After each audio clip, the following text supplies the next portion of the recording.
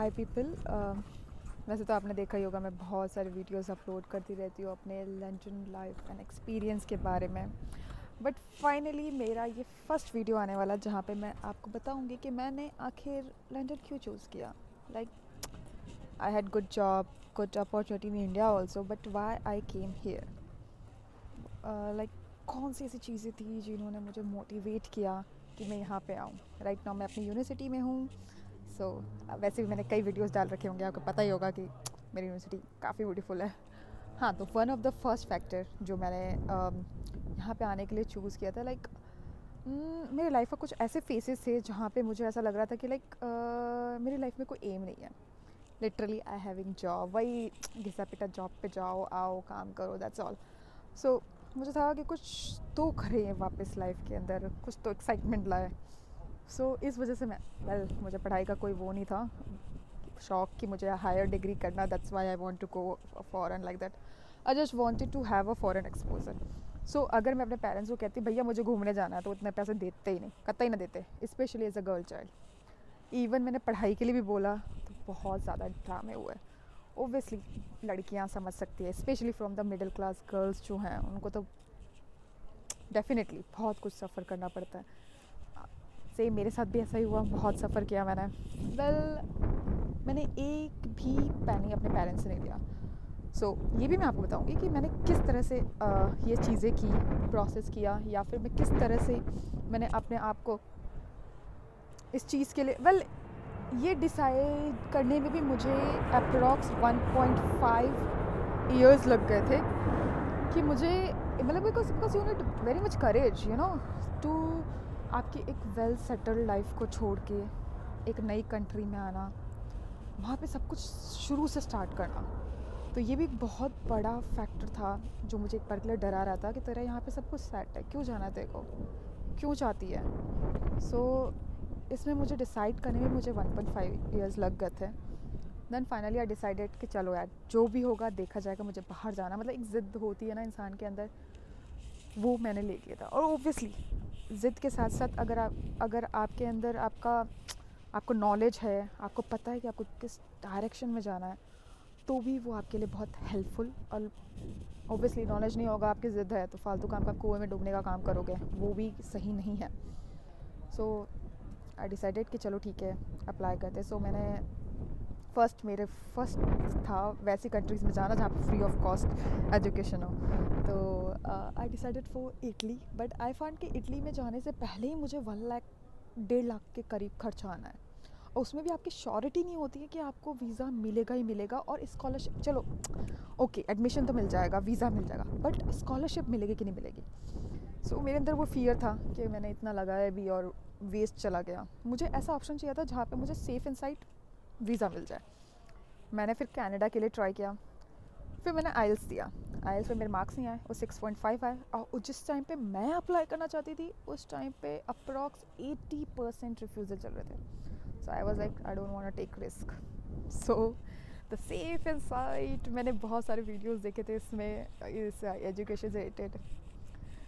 UK was safest site because बिना कुछ किए ही वो आपको अच्छा खासा वीज़ा दे देता है। तो मैंने बोला चलो ठीक है, आइल्स भी कर ही लिया है, UK के लिए कर लेते हैं visa. Because I am saying by God promise, मेरे दिमाग में था ही नहीं कि मुझे वीज़ा मिल जाएगा या फिर मैं जा पाऊँगी। I just started to make myself calm कि तू कुछ कर रही है, दैट्स ऑल। अभी रुको, कोई है, okay now I am continuing. So तब मैंने डिसाइड किया कि नहीं चलो ठीक है, okay I hired a consultant. और वो बहुत बेस्ट कंसल्टेंट थे, जयपुर के जाने माने लोगों में से जाने माने नहीं, one of the best consultant थे जयपुर के। उन्होंने मुझे 100% की surety the, like you will get the visa. मेरे कंसल्टेंट ने मुझे कई यूनिवर्सिटीज़ के वो दिए मुझे कि आप इन यूनिवर्सिटीज़ में अप्लाई कर सकते हो। उन्होंने मेरा बर्मिंघम यूनिवर्सिटी है एक, वहाँ पे भी डाला था। I was focus for the Worcester university because obviously cheap था, UK था। मैं वूस्टर में जाना चाहती थी। बट मेरी कंसल्टेंट ने कहा कि why you want to go Worcester is a very small city of छोटा ही सिटी है UK का। तो उन्होंने मुझे कन्विंस किया go for London, because job opportunities होंगी, एक्सपोजर मिलेगा, बिकॉज यूस्टर के इतना एक्सपोजर नहीं है। मैंने बोला चलो, और फीस में भी ज़्यादा डिफरेंस नहीं था, only I think Indian rupees के हिसाब से 2 लाख का डिफरेंस था। मैंने बोला कि यार क्यों इतना रिस्क लेना, क्योंकि मेरी मैम ने भी मुझे यही ही बोला कि like you are right now thinking about the 2 lakh rupees, but ये 2 लाख रुपए आप वहाँ पे इजीली कवर कर लोगे अपना पार्ट टाइम करके 4 महीने के अंदर, मतलब सेविंग 4 महीने के अंदर, सेविंग नॉट तो सेविंग के अंदर ही आप कवर कर लोगे। आई सेड चलो यार इनकी भी बात मान ही लेते हैं, और मैंने रिसर्च भी किया। इज़ नॉट लाइक अरे भाई कंसल्टेंट तो बहुत कुछ बोलते हैं भैया, बहुत कुछ बोलते हैं, तो मैंने डिसाइड कर लिया चलो ठीक है इनकी बात पे जाते हैं, कर लेते हैं। सो मेरे लिए बहुत डिफ़िकल्ट था डिसीज़न कि लाइक मुझे आना था, मुझे करना भी था, क्योंकि ऑब्वियसली अब मेरे को एक एम मिल गया था मेरी ज़िंदगी का कि मुझे यहाँ बाहर जाना है। अब वो मुझे कितना भी साल लग जाए उसकी प्रिपरेशन के लिए, लेकिन अब एक एम बन गया तो बन गया भाई, जाना है तो जाना ही है एट एनी कॉस्ट। सो मेरे पेरेंट्स ने तो काफ़ी अपोज़ किया था, दे वर नॉट एग्री, और उन्होंने मेरी हेल्प भी नहीं की थी। ऑब्वियसली आप मिडिल क्लास से हो, ऊपर से एक लड़की हो, they are not wrong, I am totally saying they are not wrong, because हमारी सोसाइटी ऐसी है कि भाई लड़की है, इतनी एज हो गई है, शादी करा दो, घर गृहस्थी बैठा दो, समथिंग लाइक दैट। मेरे पेरेंट्स तो ये भी कह रहे थे भाई हम तेरे को बाहर ही जाना है ना, ऐसे लड़के शादी कराते जो ऑलरेडी बाहर रहता हो। बट क्यों, दैट्स अ थिंग, एक आपके अंदर ज़िद हो जाती है कि भाई हम कुछ नहीं कर सकते, ये डायरेक्ट शादी कर लो और उसके ऊपर डिपेंड हो जाओ। सॉरी डिस्टर्बेंस, फ्लाइट जा रही है, बिकॉज पास में एयरपोर्ट है, इंटरनल एयरपोर्ट है यहाँ का, बिल्कुल बहुत अच्छा व्यू है हमारे कॉलेज का। So not college, it's university. So finally मैंने सोचा, लेकिन फिर भी पता नहीं क्यों मेरा मन मानने के लिए रेडी नहीं था, because I was not prepared, because मैं मेंटली कुछ ऐसी स्थितियों से गुजर रही थी कि आई कांट मैरी, और लाइक मैं मेंटली प्रिपेयर ही नहीं हूँ। ऑब्वियसली यार so many girls have the same problem, because they are not mentally prepare, they can't get married और get settled like that. Oh बहुत विशेष थी, बहुत ख्वाहिशें थी यार, उनको पूरा करना है। Before that I don't want to get married, simple thing, simple and स्पर्श भाषा में मैंने मना कर दिया था। सो मेरे पेरेंट्स भी जानते थे ये बहुत ज़िद्दी है, ये मानेगी तो नहीं। सो दे वर लाइक कर ले, बिकॉज दे ऑल्सो नो कि कैसे करेगी। ओबियसली शी नीड हर, अगर मैं बाहर के स्टडी के लिए ऑप्ट भी करती हूँ तो उनके सपोर्ट की मुझे ज़रूरत पड़ेगी ही पड़ेगी, फाइनेंशियली ऑब्वियसली। बट भगवान की कृपा से मेरा सब काम बन गया, और मैं तो सही बोलूँगी साईं बाबा की कृपा ही रही है जो मैं यहाँ पे हूँ। और मैं एक और चीज़ बोलना चाहूँगी, तो जो गर्ल्स हैं मेरी जैसी, जिनके पेरेंट्स मना कर देते बाहर आने एजुकेशन वगैरह के लिए, तो मैं तो एक ही चीज़ बोलूँगी कि आप आ सकते हो। अगर मैं आ सकती हूँ तो कोई भी लड़की आ सकती है, बिकॉज मेरे अंदर 10% भी चांसेस नहीं थे कि मैं बाहर आऊँगी, क्योंकि कहीं से भी सपोर्ट नहीं था, कहीं से भी सपोर्ट नहीं था। इवन कोई मेंटली भी सपोर्ट कर देना आपको, मतलब पेरेंट्स अगर वो आपको फाइनेंशियली सपोर्ट नहीं भी करे, मेंटली एक बार सपोर्ट करे, तो को जाना है ठीक है, लेकिन हमारे पास नहीं है, हम तुझे भेजना चाहते हैं, इतना भी कह देना तो बहुत बड़ी बात होती है। लेकिन वो तो डायरेक्ट ना ही कह रखा था। But again I am saying they are not wrong, they are right, वो अपनी जगह पे सही है। अगर मैं भी अगर फ्यूचर में पेरेंट बनती हूँ, मैं भी अपने बच्चे का यही सोचूंगी कि भाई वो सेटल हो जाएगा, ज़्यादा बेटर रहेगा एज़ कम्पेयर टू अकेले किसी कंट्री में जाके सर्वाइव करना।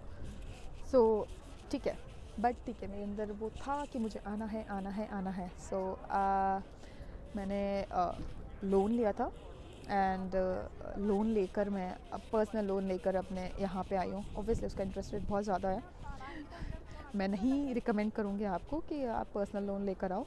बट द थिंग इज़, अगर जैसे जो गवर्नमेंट बैंक्स होते हैं वो तो काफ़ी अच्छे इंटरेस्ट रेट पे दे देते हैं।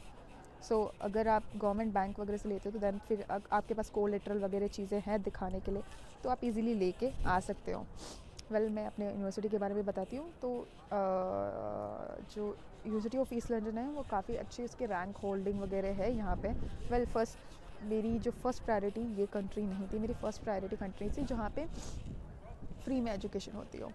सो लेकिन वो पॉसिबल नहीं था मेरे, मतलब पॉसिबल तो था लेकिन वो बहुत लॉन्ग टाइम प्रोसेस था, उसमें गारंटी भी नहीं थी कि आपका होगा। लाइक जर्मनी, इटली, और वहाँ पे ये भी था लैंग्वेज बैरियर है। तो आपको वर्क मिलने में भी प्रॉब्लम होगी, ये होगी। सो मुझे ऐसी कंट्री चाहिए थी जो इंग्लिश स्पीकिंग हो। तो फिर या तो कनाडा या तो यूके। Sorry again disturbance. सो कनाडा मैंने इसलिए ऑप्ट नहीं किया। वेल मैं तो 110% थी कि मुझे कनाडा ही जाना है, बट लेकिन जब आइल्स दिया तो आइल्स में मेरे 6.5 आए, जो कि बहुत ही कम मार्क्स थे for Canada obviously, because Canada का जिस टाइम मैं अप्लाई कर रही थी उस टाइम कनाडा के रिफ्यूज़ल बहुत ज़्यादा थे, 80% रिफ्यूज़ल चल रहा था। तो मैंने बोला नहीं भैया, मेरे को रिस्क नहीं लेना, पैसा नहीं फंसाना अपना, तो मैंने कनाडा का ऑप्ट नहीं किया। दैन फिर एक ही सेफेस्ट कंट्री मुझे दिखी जो कि यूके, जो ईजीली उस टाइम पे उसका 100% वो चल रहा था, लाइक वीज़ा अश्योरेंस की 100% हो ही जाएगा। तो ठीक है, मैंने भगवान का नाम लिया, साईं बाबा का नाम लिया, एंड मैंने यूके के लिए प्रोसेस स्टार्ट किया।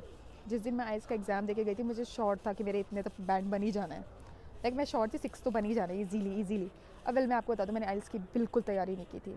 लाइक मैंने जस्ट उसकी एक बुक आती है, जब आप आइल्स का फॉर्म भरते हो ना, आपको 15 डेज़ का टाइम मिलता है, उसके अंदर वो एक कुरियर करते हैं, आपको एक बुक आती है। सो उस बुक को आपको बस एक बार का ध्यान रखना है कि रीडिंग सेक्शन में क्या आता है। मेरे को सबसे ज़्यादा प्रॉब्लम आई थी लिसनिंग सेक्शन के अंदर।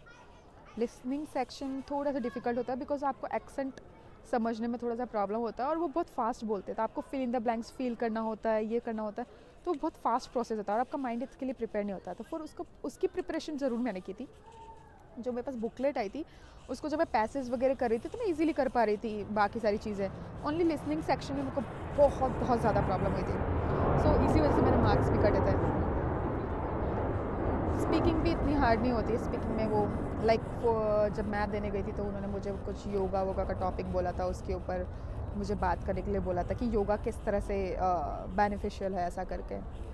Obviously it's was very common topic, so मैंने तो ओब्वियसली पाक जो मन में आया बोला था मैंने, बट इट वॉज नाइस। मेरे आई एम थिंकिंग लाइक मेरे जो भी मार्क्स कटे थे या तो वो लिसनिंग सेक्शन में कटे थे, और या तो ओब्वियसली मेरे सबसे कम लिसनिंग में थे और सेकंड रीडिंग में थे। बिकॉज समटाइम क्या होता है कि आप एक ही चीज़ के 4 मीनिंग्स होते हैं और आप कुछ और फील करके आ जाते हो। सो अटेंशन टू डिटेल्स में नहीं थी मैं।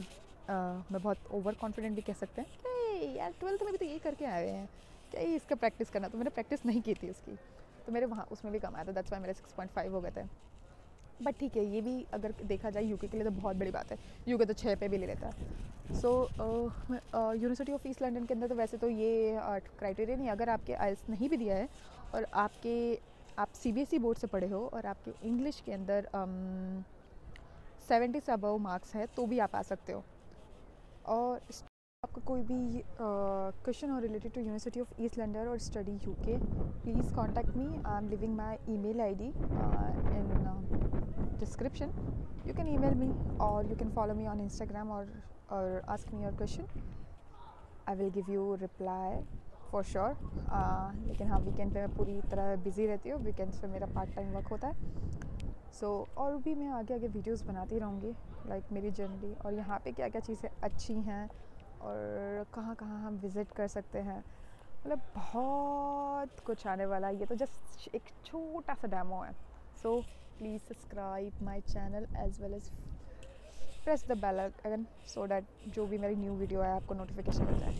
Thank you, see you in next video, bye.